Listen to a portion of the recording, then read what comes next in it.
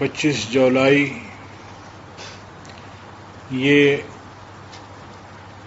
اس ملک کے اقتدار تبدیل ہونے کا دن تھا، اور گزشتہ 2 سالوں میں ان کی کارکردگی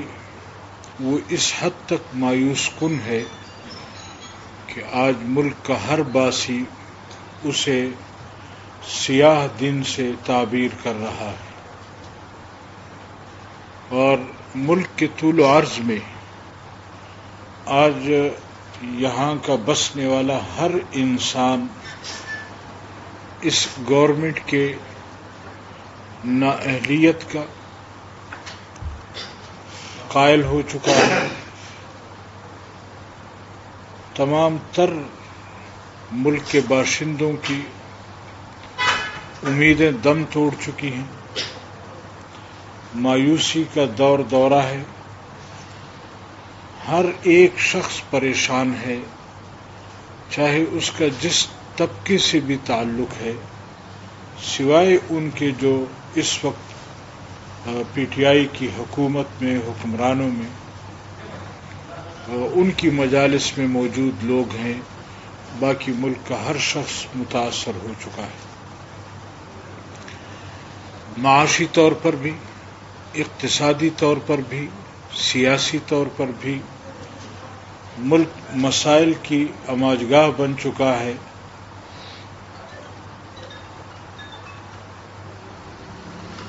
ہر شعبہ وہ مایوس ہے،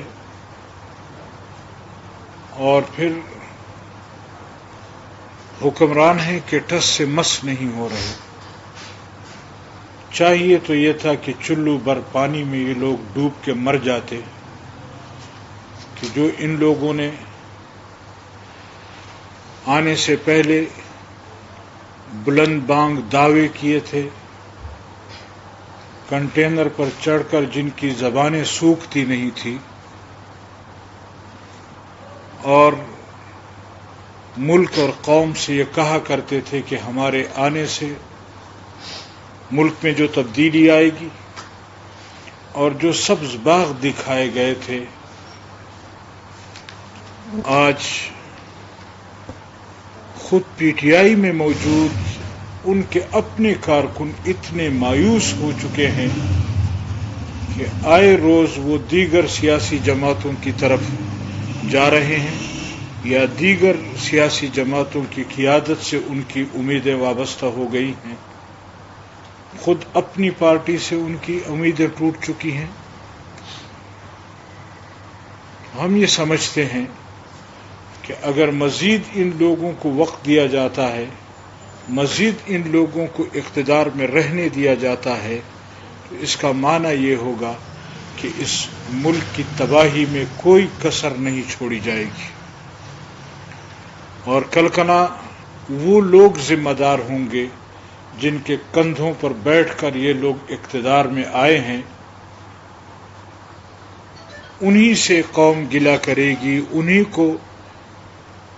کی طرف انگلی اٹھے گی کہ ہمارے مجرم اصل میں یہ لوگ ہیں۔ لہذا ہم یہ سمجھتے ہیں کہ بین الاقوامی قوتوں کے اشاروں پر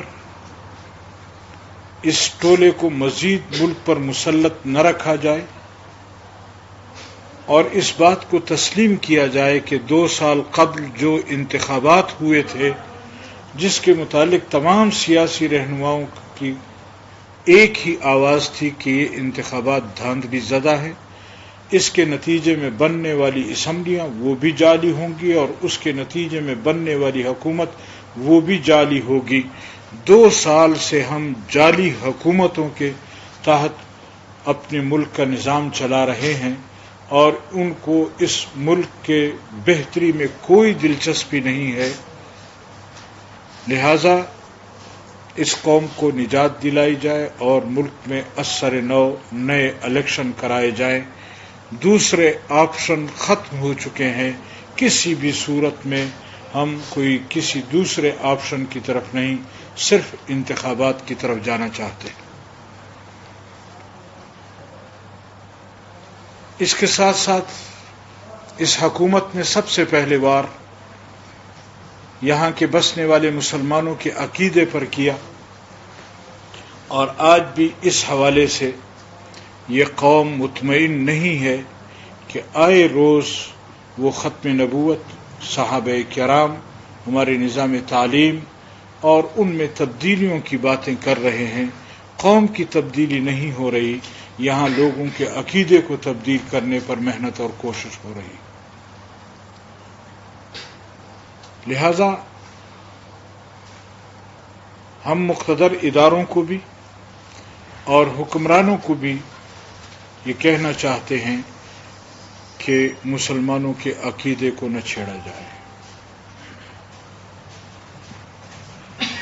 مسلمان بھوکا رہ جائے گا، مسلمان غربت قبول کر لے گا، مسلمان جان کی قربانی دینا برداشت کر لے گا، لیکن وہ ناموس رسالت پر، اپنے عقیدے پر کوئی کمپرومائز کرنے کے لیے تیار نہیں ہے۔ لہذا اس حوالے سے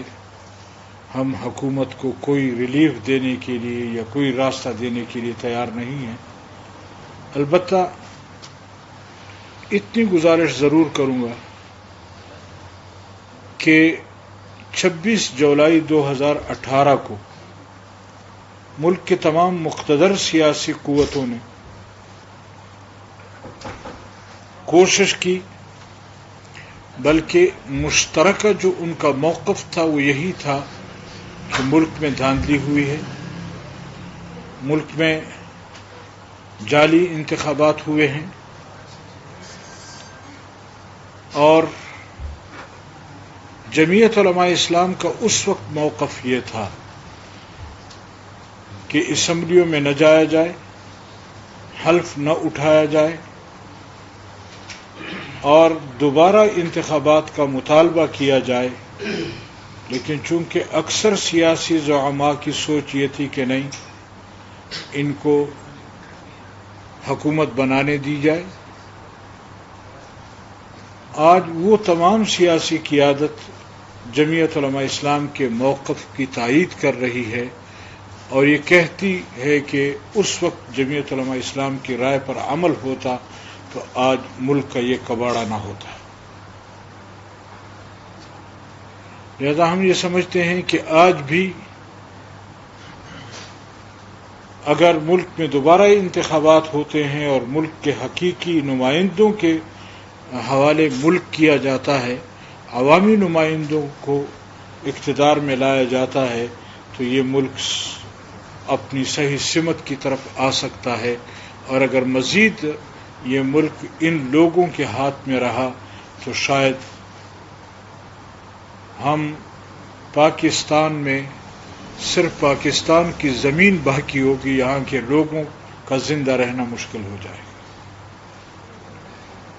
یہ چند گزارشات تھیں، آپ حضرات کے سامنے رکھی ہیں۔ جی، اس میں کوئی شک نہیں ہے، مہنگائی عروج پر نہیں، مہنگائی نے ہمارے ہر غریب شخص کے قوت خرید کو ختم کر دیا ہے۔ مہنگائی نے ہر شخص کو اپنے گھر میں دفن کر دیا ہے۔ مہنگائی نے ہر شخص کو رلایا ہے جی۔ اور کپتان صاحب جو کہتا تھا کہ میں قوم کو رلاؤں گا، ان لوگوں کو رلاؤں گا، تو آج صحیح معنوں میں انہوں نے اپنے اس نعرے کو ثابت کیا ہے، اور ہر شخص پریشان ہے۔ سفید پوش انسان، درمیانی طبقہ، غریب تو تھا ہی غریب، آج متوسط طبقہ جو ہے وہ بھی رونے پر آیا ہوا ہے۔ ملک کی ایلیٹ کلاس جو ہے وہ بھی پریشان ہے۔ آج ملک سے آپ کے کارخانہ دار، آپ کا سرمایہ دار، وہ دوسرے ملکوں میں انویسٹمنٹ کر رہے ہیں، وہ پاکستان کے لیے انویسٹمنٹ نہیں کرنا چاہتے، پاکستان میں اپنا پیسہ لگانا نہیں چاہتے، کہ ان کو اپنا کاروباری مستقبل وہ تباہ نظر آ رہا ہے۔ لہذا اس قوم پر رحم کیا جائے، اور ملک کے حقیقی جو وارث ہیں، ہمیں اس حد تک یقین ہے کہ جس طرح ہمارے گزشتہ حکمران جنہوں نے حکومتیں کی اور آج دوسری دنیا میں جا کر آباد ہو گئے ہیں، ان لوگوں نے بھی پھر یہاں نہیں رہنا، ان لوگوں نے بھی ملک چھوڑ کر چلے جانا ہے۔ یہاں رہیں گے تو یہ غریب لوگ رہیں گے، یہاں رہیں گے تو یہی طبقہ رہے گا جو آج ان کے ہاتھوں پر ہے۔ ہمارا تو مطالبہ یہی ہے کہ اثر نو انتخابات اور آزاد انتخابات کرائے جائیں، اور الیکشن کمیشن جس طرح دوسرے ملکوں میں آزاد الیکشن کراتے ہیں، اس طرح ہمارے ملک میں بھی الیکشن کمیشن آزاد ہونا چاہیے۔ اور اگر پھر ایک مرتبہ اسٹیبلشمنٹ کا ہاتھ ہوگا اس میں اور الیکشن میں پھر دھاندلی ہوگی، تو مجھے نہیں لگتا کہ ہم ملک کو بچانے کی طرف لے جائیں گے، ملک کو مزید تباہی کی طرف لے جائیں گے۔ لہٰذا انارکی اسی وجہ سے آتی ہے کہ حقیقی معنوں میں جو قوم کے نمائندے ہیں وہ اقتدار میں نہیں پہنچتے اور دوسرے لوگ اقتدار میں پہنچ جاتے ہیں، تو اس سے نقصان ہوتا ہے۔ لہٰذا ہم یہ سمجھتے ہیں کہ ہم بھی اسی طرح ریاست کے ایک ذمہ دار لوگ ہیں، جس طرح ادارے یہ سمجھتے ہیں کہ ریاست نام ہے تمام ان سٹیک ہولڈرز کا جمع ہو جانا۔ اگر کوئی ایک ادارہ یہ سمجھتا ہے کہ ریاست میرا نام ہے تو یہ غلط ہے۔ ریاست کسی ایک ادارے کا نام نہیں ہے، ریاست تمام سٹیک ہولڈرز کا نام ہے، اور ہمارے ملک میں اگر الیکشن میں تمام سٹیک ہولڈر کو اعتماد میں نہیں لیا جاتا تو اس الیکشن کا کوئی فائدہ نہیں ہے، اس سے ملک کے مستقبل کا نقصان ہوگا، جو ہوا ہے اس گزشتہ انتخابات کے بعد۔ دیکھیے، یہ تو خیر مستقبل پر انحصار کرتا ہے کہ کن لوگوں کے ہاتھ میں اقتدار جاتا ہے اور ہم کس طرف جاتے ہیں، لیکن اس میں بھی کوئی شک نہیں ہے کہ جو تباہی ہو چکی ہے اتنا جلد اس کو ریکور کرنا مشکل ہوگا۔ لیکن اگر اس ملک سے محبت کرنے والے، اس ملک کے حقیقی نمائندے وہ برسر اقتدار آتے ہیں تو مجھے یقین ہے کہ ہم اس ملک کو اس بحران سے نکال کر لے جائیں گے۔ نیب کے حوالے سے تو جمعیت علماء اسلام کا موقف پہلے روز سے واضح ہے کہ یہ ایک سیاسی دوریاں یا سیاسی قربتیں لانے کے لیے یا سیاسی لوگوں کو کسی ایک لائن پر لانے کے لیے یہ ادارہ بنایا گیا ہے، اور یہ اول روز سے لوگوں کی جو ہمدردیاں ہیں ان کو اقتدار میں لانے کے لیے ان کا راستہ ان کو دکھایا جاتا ہے۔ اس کے علاوہ نیب کا کوئی کردار نہیں۔ ہم نیب کے ادارے کے ہی